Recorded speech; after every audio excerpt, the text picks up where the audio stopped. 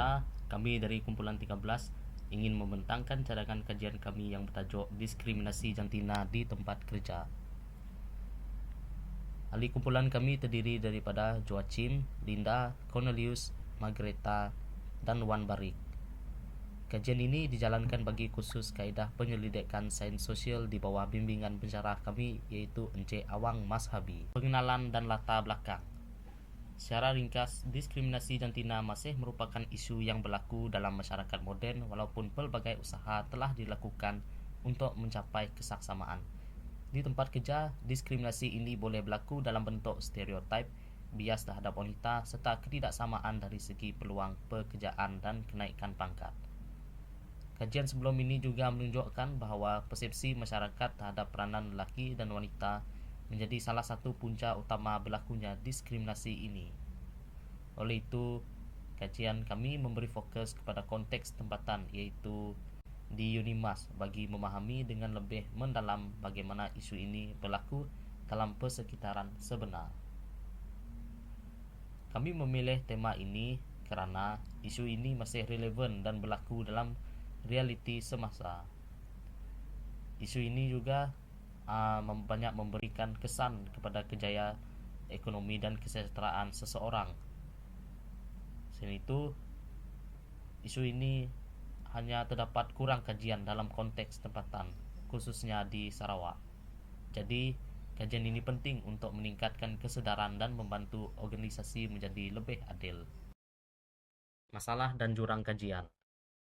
Walaupun terdapat dasar kesaksamaan jantina, diskriminasi masih berlaku di tempat kerja.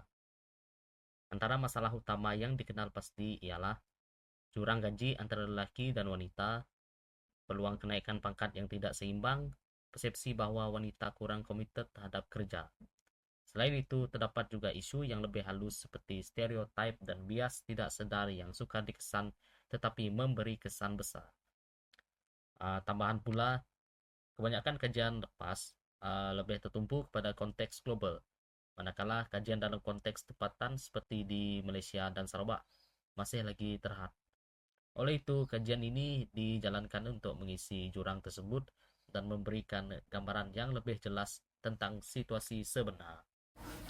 Seterusnya adalah persoalan kajian dan juga objektif kajian.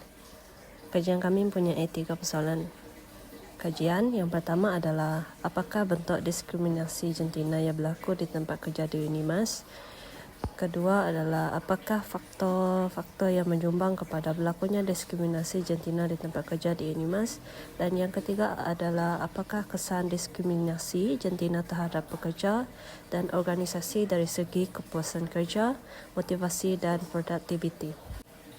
Untuk objektif kajian, kami mempunyai 3 objektif kajian. Yang pertama adalah mengenal pasti bentuk diskriminasi jantina yang berlaku di tempat kerja di Unimas.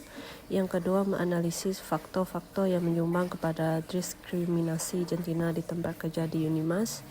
Dan yang ketiga adalah menilai kesan diskriminasi jantina terhadap pekerja dan organisasi di tempat kerja di Unimas. Kepentingan kajian. Antara kepentingan kajian ini ialah ia dapat meningkatkan kesedaran masyarakat tentang diskriminasi jantina yang masih berlaku dalam pelbagai aspek kehidupan, sama ada di tempat kerja maupun dalam pendidikan. Selain itu, kajian ini juga penting untuk meningkatkan kesaksamaan dalam masyarakat supaya setiap individu tanpa mengira jantina mendapat peluang yang adil dan sama rata. Khususnya, kajian ini boleh menjadi rujukan kepada pihak yang berwajib seperti kerajaan untuk merangka dasar yang lebih adil dan menyeluruh bagi menangani isu diskriminasi jantina dengan lebih berkesan. Dan yang terakhir iaitu kajian ini dapat menyumbang kepada keharmonian masyarakat kerana apabila kesaksamaan dapat dicapai, hubungan sosial akan menjadi lebih stabil dan seimbang. Okey, ini metodologi kajian kita. Kita guna metodologi campuran iaitu kualitatif dan kuantitatif seperti mana dikaitkan oleh Creswell pada 2017. Soal selik dan temu bual dengan subjek pendidikan adalah salah satu metodologi kajian kita. Selagi adalah purposeful sampling, yaitu kaedah mencari peserta berdasarkan ciri-ciri, ilmu atau pengalaman yang terkait dalam sesuatu topik. Kaedah ini tidak perlu menggunakan kebaran kajian supaya dapat data yang paling tepat. Peserta yang terlibat dalam penyelidikan ini adalah pensyarah, pelajar, dan staf Unimas.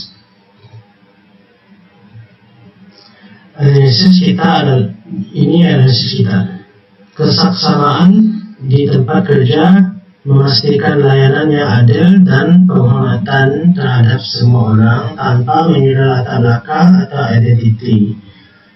Kepelbagaian di tempat kerja menggalakkan kreativiti dan kerja berpasukan. Persekitaran kerja juga yang adil membina kepercayaan dan membawa kepada kejayaan. Ini semua rujukan kita. Itu sahaja pembentangan daripada kumpulan 13. Sekian, terima kasih.